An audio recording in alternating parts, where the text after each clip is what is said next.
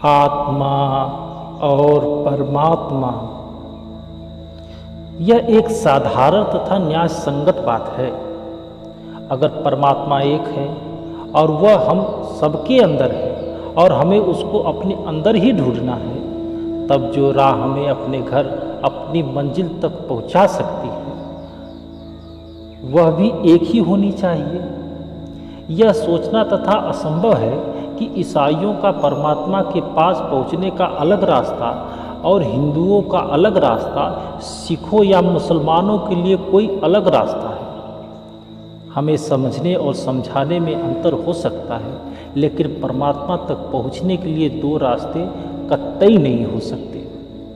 अगर हम परमात्मा की खोज अपने अंदर करेंगे, तब तो हमें एक ही रास्ता मिलेगा, शब्द और प्रकाश का रास्ता।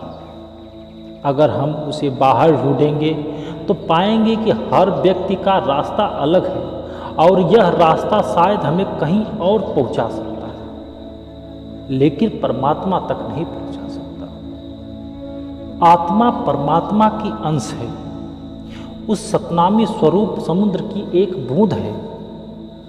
सृष्टि के शुरू में यह अपने स्रोत से बिछुड़कर इस दुख और कष्ट के संसार में आ गई है।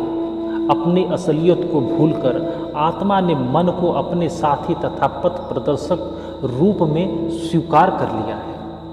मन खुद को भी इंद्रियों का गुलाम समझता है, जो कि सत्य है। मन इंद्रियों का गुलाम है। इंद्रियां जो भी चाहती हैं, मन उसके अधीन होकर उनका कहना हमेशा मानता रहता है, उनकी ताल पर नाचता रहता है। और जो भी कर्म इंद्रियों के वश में होकर मन करता है, उनका फल साथ साथ आत्मा को भी भोगना पड़ता है। हालांकि आत्मा कलंक रहित तथा पवित्र है, आत्मा की अवस्था का वर्णन क्या किया जाए।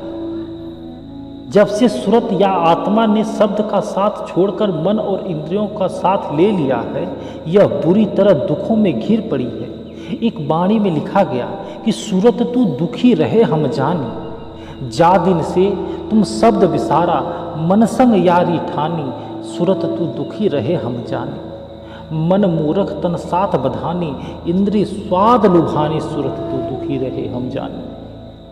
संत हमारी दयनीय दशा को अच्छी तरह जानते हैं। वे जानते हैं कि हम भ्रम में फंसे हुए हैं, अतएव वे संसार की असली हालत हम पर प्रकट करने के लिए यहाँ आते हैं। वे हमें समझाते हैं कि यह संसार उस परमात्मा का रचा हुआ खेल है और सब कुछ उसी का बनाया हुआ है, और यह खेल या नाटक ऐसे स्टेज का या रंग मंच पर रखा गया है जो केवल एक स्वप्न के समान है, जिसकी कोई असलियत नहीं है। फिर भी हम सब इस नाटक का एक हिस्सा बनकर भूल गए हैं कि उस परम पिता परमेश्वर का हम जिसके अंश हैं, उसकी स्तुति हमें करनी है। इस संसार को ही अपना असली घर समझकर हम एक दूसरे के साथ मिलकर रोते, चिल्लाते और हंसते हैं। जब इस जन्म में हमारे कर्म का लेखा समाप्त हो जाता है, तो हम सराय के मुसाफिर के समान एक दूसरे से अलग हो जाते हैं। किसी के साथ हमारा संबंध हमेशा के लिए नहीं रहता। जय गुरुदेव।